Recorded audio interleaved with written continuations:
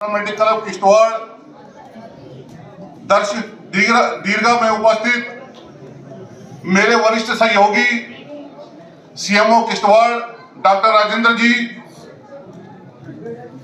हमारे सहयोगी धर्मेश नरगोत्रा जी और इस प्रांगण में उपस्थित सभी राम भक्त बहनें, भाई, बुजुर्ग, बच्चे और सुरक्षा कर्मियों को मेरी ओर से नमस्कार, राम राम।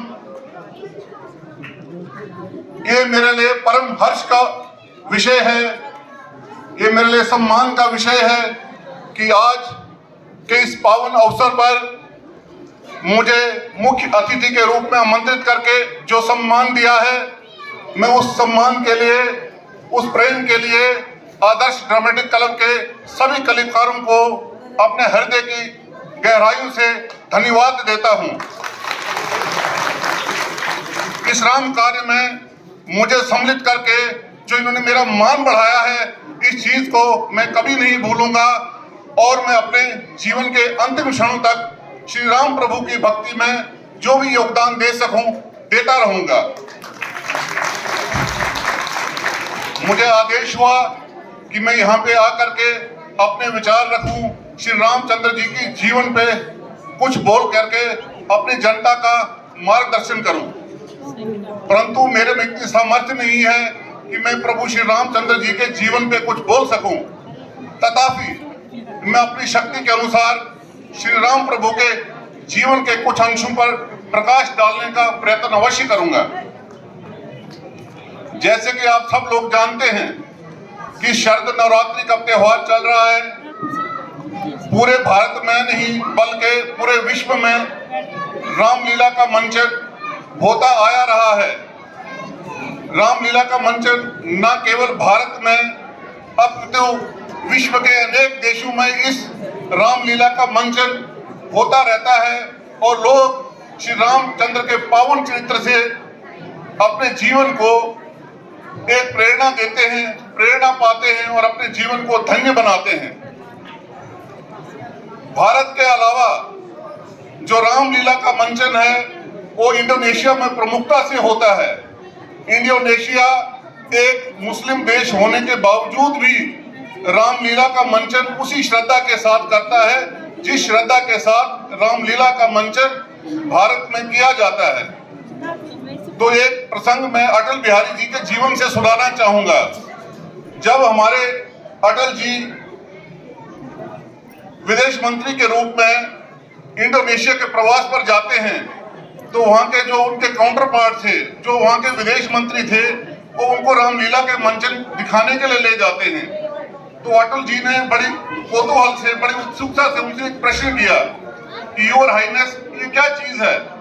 तो जो वहां के रक्षा मंत्री थे उन्होंने अटल जी को बोला कि योर हाइनेस, आप नहीं जानते कि क्या हो रहा है? बोलता, मैं जानता तो हूं पर मैं आपके मुंह से सुनना चाहता हूं। तो इंडोनेशिया के जो विदेश मंत्री थे उन्होंने अटल जी को बोला कि ये रामलीला है, ये प्रभु श्री रामचंद्र जी के चरित्र का यहाँ पे मंचन हो रहा है। तो अटल जी ने उनसे एक प्रति प्रश्न किया। अटल जी ने उनसे पूछा कि आप तो मुसलमान हैं, आप कैसे रामचंद्र जी की लीला का मंचन कर रहे हैं? तो उन्होंने जो जवाब दिया वो हमारे हृदय को गर्व से भर देता है। उन्होंने कहा, योर हाइनेस, राम हमारे पूर्वज थे, राम हमारे आराध्य थे, हमारी संस्कृति है। हमने अपनी पूजा पद्धति बदली है, लेकिन हमने अपने पूर्वजों को, अपनी संस्कृति को नहीं बदला है। लेकिन दुख की बात यह है कि भारत के संदर्भ में जब एक बार व्यक्ति की पूजा पद्धति बदल जाती है, उसका धर्मांतरण हो जाता है, तो उसके साथ साथ उसके पूर्वज, उसके राष्ट्र और उसकी संस्कृति भी बदल जाती है। ये हम सब लोगों के लिए चिंता का विषय है। इस पे चिंतन करना चाहिए और इस परंपरा को बदलना चाहिए। भगवान श्री रामचंद्र जी का प्रादुर्भाव त्रेता काल में हुआ था, त्रेता युग में हुआ था, ये आप सब लोग जानते हैं। जब इस पृथ्वी पर राक्षसी शक्तियों का, आसुरी शक्तियों का आतंक बढ़ा था, तो प्रभु रामचंद्र जी ने यहाँ पे अवतार लिया था और उस अवतार में उन्होंने मानव मर्यादा की रक्षा की थी और आतताइयों का विध्वंस किया था।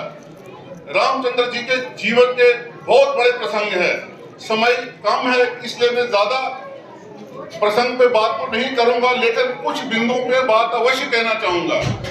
भगवान रामचंद्र जी ने जब वन गमन किया, वनवास के कष्ट सहे, आतताइयों के साथ संघर्ष किया और मुसीबतों को झेला, चुनौतियों का सामना किया, तो रावण का वध करके जब वो अयोध्या में वापस आते हैं, तो जब तक वो अयोध्या में रहते थे तो मात्र एक राजकुमार थे, लेकिन जब उन्हें संघर्ष करके मुसीबतों का सामना करके उस जमाने के सबसे बड़े शक्तिशाली योद्धा रावण और उसकी शक्ति को पराभूत किया, तो जब वो वापस आए तो राजकुमार के रूप में नहीं आए, वो मर्यादा पुरुषोत्तम भगवान राम बन करके आए। तो कहने का तात्पर्य यह है कि जो व्यक्ति, जो समाज मुसीबतों का सामना करना जानता है, संकटों के साथ जूझना जानता है, वही शौर्य का प्रदर्शन जो करता है, वही विश्व में महान बनता है। मैं यहाँ पे कुछ पंक्तियां कहना चाहूंगा। युद्ध नहीं है जिनके जीवन में, युद्ध नहीं है जिनके जीवन में, वो भी बड़े अभागे हैं, या प्रण तोड़ा है या फिर रण से भागे हैं। तो कहने का तात्पर्य यह है, जो व्यक्ति संघर्ष का सामना करता है वही संसार में ख्याति प्राप्त करता है, जो दुष्टों का नाश करता है वही समाज में पूजनीय होता है।